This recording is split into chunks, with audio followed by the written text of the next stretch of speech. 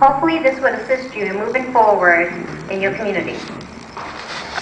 One way to end our day of informational sessions is to talk about data interpretation and use. Now that you've collected huge tables of data, what do you do with it? In this session, you will hear various points of views on data interpretation and use. As a reminder, we will have Q&A at the end of the session, so please hold your questions until then. Also, you may use your index cards to jot down any thoughts or recommendations you may have about the session. These index cards will be collected at the end of the session by myself or another EPA volunteer.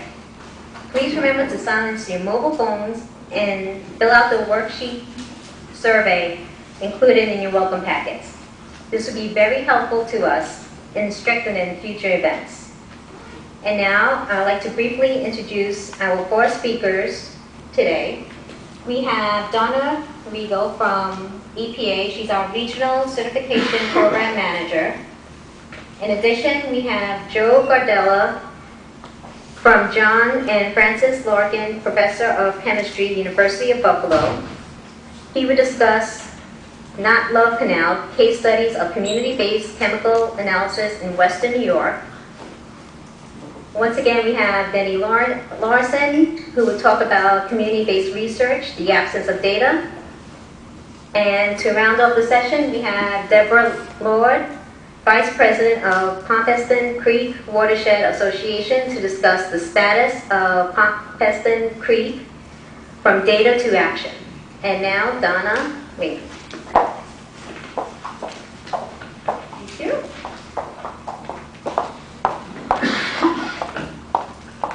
Good afternoon, everybody. My name is Donna Regal. I work here at the Edison facility. I'm a quality assurance officer, primarily supporting the water programs here in EPA Region 2. My presentation up there is titled EPA QA for EPA grantees, but I hope that you're going to find it useful even if you're not an EPA grantee. That this is just good information, a way to plan your project and get useful data.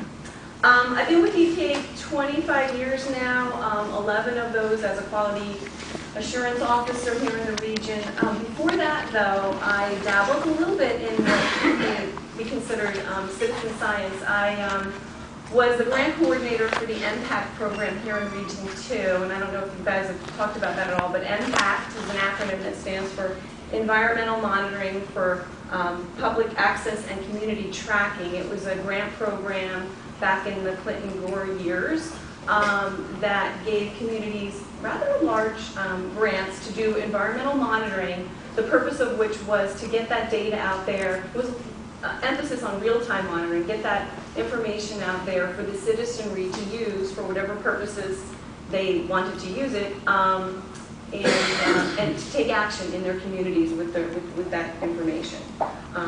So I do have a little, some of the Bucket Brigade projects were funded by the MPACT program. We had some lake monitoring and estuary monitoring projects that I'm happy to say I think that they're still continuing, and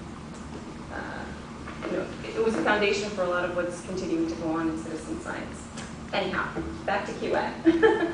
My name and information is up there. I also put up Linda Mall. Linda, raise your hand. Linda's sitting in the back. She's our Regional Quality Assurance Manager, and right in front of her is the other person up here on the screen, Carol Lines. It's my team leader.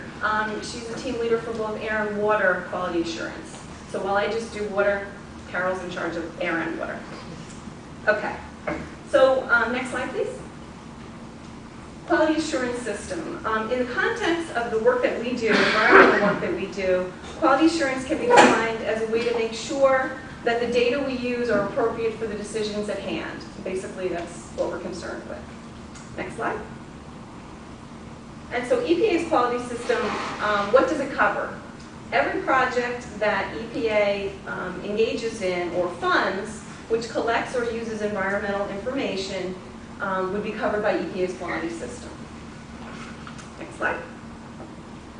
And so where do we get our authority for requiring a quality system at EPA? There are actually requirements in the federal regulations.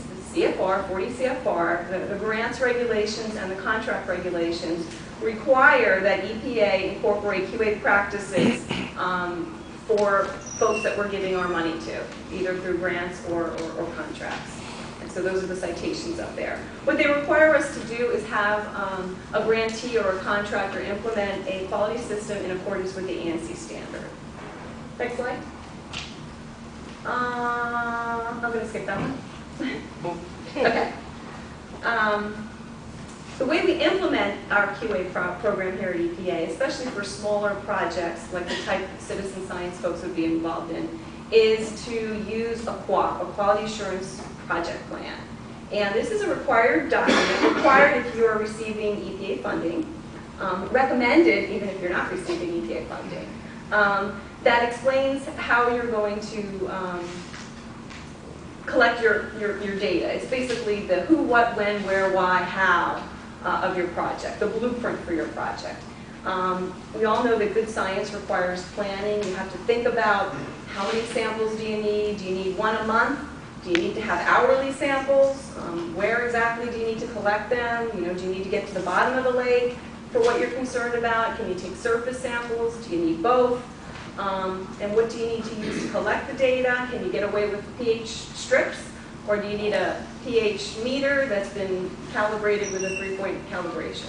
Those are all things you need to consider upfront in planning, and by following the QAP process, you will get answers to these questions. We have some Region 2 guidance available. There is headquarters guidance, which is very good, but it's rather lengthy. And in the region here, we have taken the headquarters guidance and transformed it into what we think is a little bit more user-friendly document that we hope folks who have smaller grants will take advantage of. It's up on our website, and I actually have a handout up here that's got some QA websites, which have some of these resources that I'm going to be talking about on it, and it's got all of the 3 of our contact information on there as well, so if anybody's interested, they can pick that up on the way out. Okay, next slide. So when is a QAP needed? Every project, again, that's funded by EPA that involves the collection or the use of environmental data is going to require a QAP. And if you're a grant recipient of EPA, you will have a special condition in your grant that will require you to submit a QAP for EPA approval. Usually, the condition you'll have between probably 45 to 90 days after the grant is awarded to submit that QAP. So this is not something that you need to submit with your proposal unless there's a, unless your particular RFP would require something like that. It's not normally required. Normally, you submit your proposal, and then once you're awarded the grant, you have to submit the QAP. Next slide. So what exactly are we talking about? What encompasses environmental information? Some of this is pretty straightforward, and of course you would think this is environmental information. Other things maybe not quite so intuitive.